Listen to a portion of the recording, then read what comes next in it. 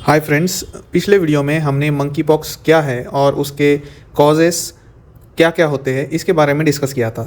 इस वीडियो में हम मंकी पॉक्स के सिम्टम्स यानी कि लक्षणों के बारे में जानकारी लेंगे।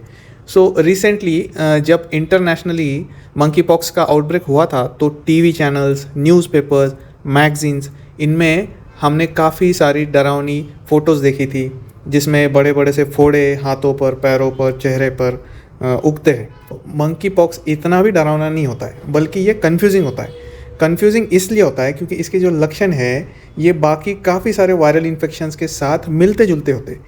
फॉर एग्जांपल चिकन पॉक्स के रैशेस और मंकी पॉक्स के रैशेस इनिशियली जो है मैच करते हैं, लगभग सेम दिखते हैं और इसमें बहुत कन्फ्यूजन क्रिएट होता है।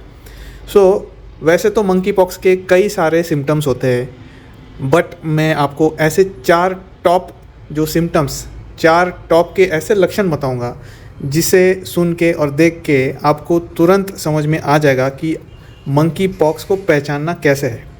फ्रेंड्स, जैसे कि हमने देखा कि इंडिया में day to day monkeypox के केसेस जो है वो बढ़ना शुरू हो चुका है और गवर्नमेंट ने भी प्राइवेट हॉस्पिटल्स को, जी हाँ दोस्तों, इवन गवर्नमेंट हॉस्पिटल्स नहीं बल्कि प्राइवेट हॉस्पिटल्स को भी ये आदेश दे दिया है कि उनको भी अब प्रिपेयर रहना है और at least 5 bed monkey pox patients के लिए रिजर्व रखना है। इसलिए हमें ये जानना बहुत ज़रूरी हो जाता है कि मंकी पॉक्स के सिम्टम्स या इसके लक्षण समय पे हमें कैसे पता चले जिससे हम इससे बच सकते हैं। मंकी पॉक्स का नंबर 1 सिम्टम जो है वो है फीवर। और फीवर जो है मंकी पॉक्स में थोड़ा डिफरेंट होता है बाकी वायरल इन्फेक्शन से। जैसे कि इसमें हाई ग्रेड फीवर पाया जाता है लगभग 104 से 106 डिग्री के आसपास। तो इसका जो फीवर है मंकी पॉक्स में जो फीवर होता है इसके साथ हेडेक अक्सर पाया जाता है और जो मेन चीज़ है वो है बैक पेन।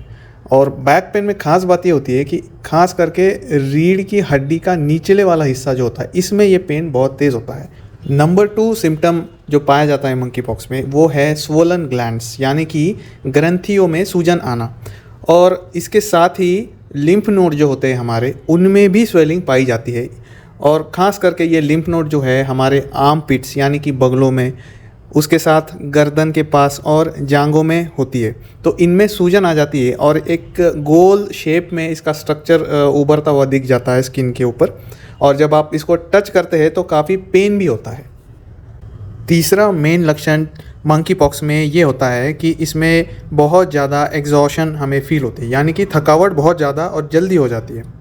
इसके रीज़न कई सारे होते हैं, लेकिन जो हाई ग्रेड फीवर यानी कि तेज़ बुखार होता है और काफ़ी सारी स्वेटिंग्स होने की वजह से हमें डिहाइड्रेशन होता है, यानी कि जो इलेक्ट्रोलाइट्स होते हैं, जो सॉल्ट्स हमारे बॉडी से निकल जाते हैं, उसकी वजह से हमें वीकनेस बहुत फील होती है। इसके साथ ही multiple joint pain, specially back pain इसमें काफ़ी सारा होता है और उसके साथ मांसपेशियों में दर्द होना, जिसकी वजह से स्नायु जो है हमारे प्रॉपर तरीके से ढंग से काम नहीं कर पाते और इसलिए हमारी मूवमेंट्स और बॉडी में काफ़ी रिस्ट्रिक्शन आती है और हमें थकावट का एहसास हो जाता है। फ्रेंड्स, लास्ट में अभी मैं आपको मंकी पॉक्स का सिग्नेचर सिम्टम बताऊंगा, यानी कि ऐसा लक्षण जिसकी वजह से इसकी पहचान है। इस इन्फेक्शन की वजह से हमारे स्किन में रैश होते हैं और इनिशियली ये बिल्कुल चिकन पॉक्स जैसे ही दिखते हैं, जो कि छोटे छोटे दाने जिसमें पानी भरा हुआ रहता है, लेकिन समय के साथ ये बड़े होना शुरू होते हैं, जिसको मंकी पॉक्स ब्लिस्टर्स बोलते हैं, यानी कि फोड़े होना। अब इनकी खास बात ये होती है कि ये शुरुआत में यानी कि स्टार्टिंग में सबसे पहले आपके चेहरे पे उगते हैं और चेहरे के साथ ही आपके मुंह के आसपास, इसके साथ आपके जो जेनाइटल रीजन होता है यानी कि जो गुप्तांग है उसके आसपास और गुप्तांगों पे भी ये ब्लिस्टर्स यानी कि फोड़े हो जाते हैं और ये काफ़ी पेनफुल होते हैं। कई बार जेनाइटल रीजन यानी कि गुप्तांगों के आसपास पाए जाने वाले फोड़ों में ब्लीडिंग भी हो सकती है। शरीर पर इस तरीके से फोड़े या फिर ब्लिस्टर जो होते हैं, इनको होने में लगभग 5 से 7 दिन का समय लगता है और ये लगभग 2 से 3 हफ्ते लेते हैं सूखने में और पूरी तरीके से गिर के हील होने के लिए। इसी का मतलब होता है कि आपकी बॉडी रिकवरी फेज़ में चली जाती है जब भी आपके फोड़े या ब्लिस्टर्स कम होना शुरू होते हैं।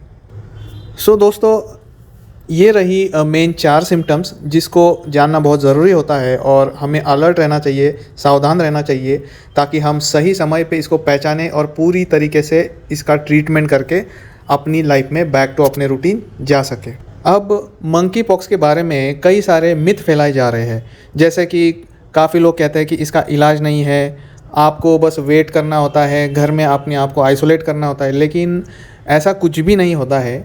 आप बड़ी आसानी से इसका समय पे पूरी तरीके से ट्रीटमेंट कर सकते हो और इसके बारे में हम अगली वीडियो में बात करेंगे। So see you in the next video.